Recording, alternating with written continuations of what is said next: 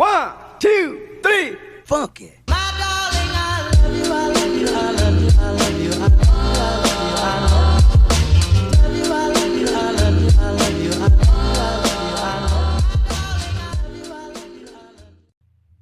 Halo, Assalamualaikum warahmatullahi wabarakatuh. Perkenalkan, nama saya Jihania Sida Zahra dengan NIM O1A1289 dari kelas B. Saya mahasiswa farmasi Universitas Haloleo angkatan 2020. Di video kali ini, saya akan membahas materi seputar metabolisme karbohidrat. Untuk itu, tanpa berlama-lama, mari saja kita mulai pembahasannya. Untuk pembahasan yang pertama, kita perlu mengetahui apa itu definisi dari metabolisme karbohidrat. Nah, metabolisme karbohidrat adalah proses pencernaan yang memecah karbohidrat untuk mendapatkan energi. Manusia sendiri memperoleh karbohidrat itu dari makanannya. Nah, makanan-makanan tersebut akan dikunyah dan dipecah oleh enzim petialin atau amilase dalam air liur menjadi glukosa. Proses metabolisme karbohidrat sendiri itu ada 4 jenis, di mana yang pertama ada glikolisis, yang kedua ada glikogenesis, yang ketiga ada glycogenolisis, dan yang terakhir yaitu gluconeogenesis. Yang pertama yaitu glikolisis. Nah, glikolisis adalah rangkaian reaksi yang mengubah glukosa menjadi 2 molekul pirufat. Untuk yang kedua yaitu glikogenesis, di mana ini adalah proses pembentukan glikogen dari glukosa. Selanjutnya yang ketiga ada yang namanya glikogenolisis, di mana dia ini adalah proses pemecahan molekul glikogen menjadi glukosa. Kemudian yang terakhir yaitu gluconeogenesis, di mana dia ini adalah proses sintesis atau pembentukan glukosa dari sumber yang bukan karbohidrat. Selain itu, proses metabolisme karbohidrat sendiri melalui 3 tahapan, di mana yang pertama yaitu siklus glikolisis, siklus Krebs, dan siklus transport elektron. Dalam tahapan yang pertama yaitu siklus glikolisis. Di siklus ini dibagi lagi atas 2 jenis yaitu glikolisis aerob dan glikolisis anaerob. Maksud dari glikolisis aerob adalah proses glikolisis yang memerlukan oksigen untuk melakukan aktivitasnya, di mana di siklus ini dihasilkan 2 molekul asam pirufat, kemudian 2 molekul ATP, dan 2 molekul NADH. Selanjutnya, untuk proses siklus glikolisis ini bisa dilihat pada gambar. Nah, seperti yang terlihat pada gambar, di sini itu ada penambahan gugus fosfat pada molekul glukosa dengan bantuan enzim heksokinase sehingga terbentuk glukosa 6-fosfat. Di mana glukosa 6-fosfat ini akan diubah menjadi isomernya, yaitu fruktosa 6-fosfat.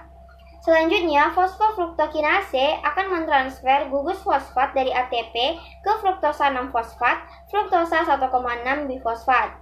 Selanjutnya, aldolase akan membagi molekul gula atau fruktosa 1,6 bifosfat menjadi 2 molekul gula yang berbeda dan merupakan isomernya.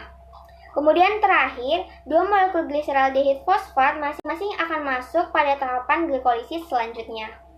Untuk tahapan pelepasan energi, di situ ada yang namanya triosa fosfat dihidrogenase yang akan mengkatalisis elektron dan H+ dari substrat gliseraldehid fosfat ke NAD+ membentuk NADH. Kemudian glikolisis akan menghasilkan ATP. Di situ, gula telah diubah menjadi asam organik oleh fosfogliserokinase. Selanjutnya, 2 gugus fosfat akan dipindahkan sehingga menjadi 2 fosfogliserat oleh fosfogliseromutase. Kemudian, 2 fosfogliserat tadi akan melepaskan H2O sehingga terbentuk fosfoenol pirufat kinase oleh enolase. Terakhir, pirufat kinase tadi akan mentransfer gugus fosfat sehingga menghasilkan 2 ATP lagi.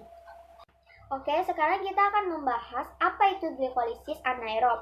Nah, maksud dari glikolisis anaerob adalah proses glikolisis yang tidak memerlukan oksigen untuk melakukan aktivitasnya, di mana pada sistem glikolisis ini itu untuk memecah glikogen dalam otot menjadi glukosa untuk memperoleh energi yang akan digunakan untuk merintesa ATP.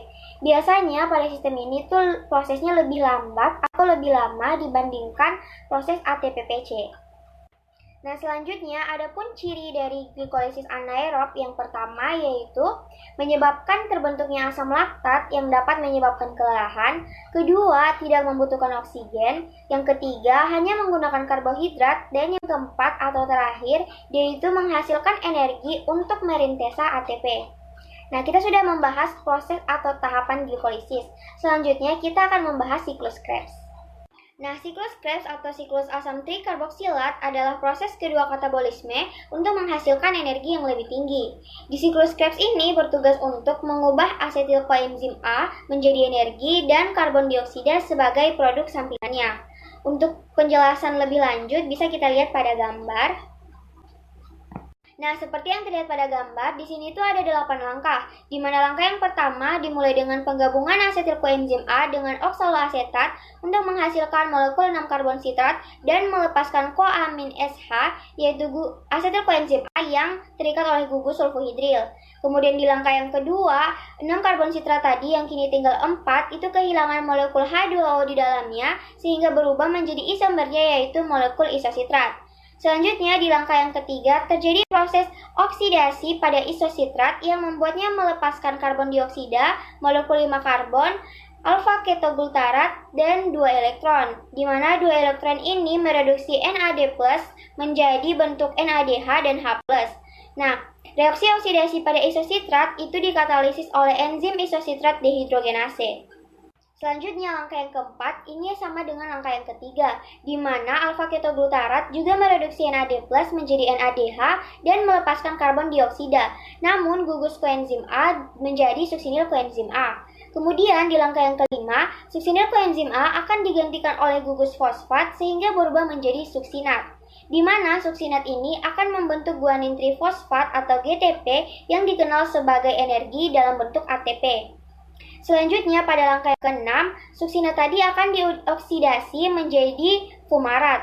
Nah, pada proses ini dihasilkan energi yang tidak terlalu besar tetapi dapat mereduksi FAD menjadi FADH2.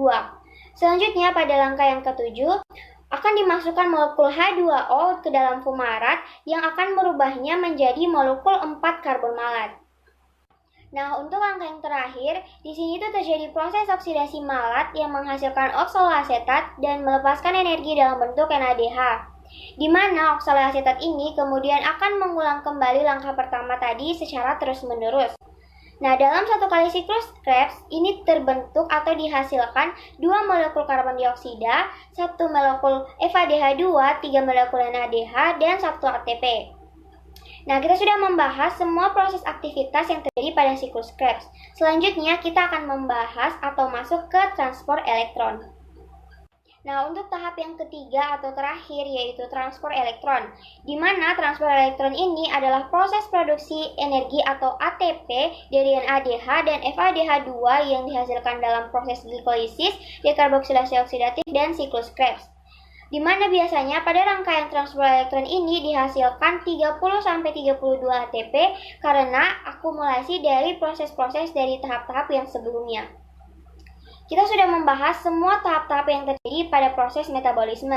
Selanjutnya, di sini saya akan menjelaskan hubungan antara metabolisme karbohidrat, lipid, dan asam amino. Nah, untuk hubungan metabolisme karbohidrat dan asam amino itu sangat-sangat berkaitan, di mana bisa kita lihat pada gambar. Di situ ada proses metabolisme protein, nantinya akan diubah menjadi asam amino, di mana asam amino tersebut akan mengalami deaminasi yang menghasilkan asam keton dan NH3. Asam keton tersebut nantinya akan masuk ke dalam proses metabolisme karbohidrat pada siklus glikolisis atau siklus Krebs, sementara untuk NH3-nya akan dibuang melalui urin. Kemudian, pada proses metabolisme lemak, di situ lemak akan diubah menjadi asam lemak dan gliserol. Gliserolnya ini nanti akan diubah menjadi gliseraldehid dan masuk ke dalam proses metabolisme karbohidrat pada siklus glikolisis, sementara untuk asam lemaknya akan mengalami beta oksidasi dan menjadi asetil koenzim A pada siklus Krebs. Oke baik, mungkin itu saja yang bisa saya bahas seputar materi tentang metabolisme karbohidrat. Terima kasih sudah menonton video ini. Assalamualaikum warahmatullahi wabarakatuh.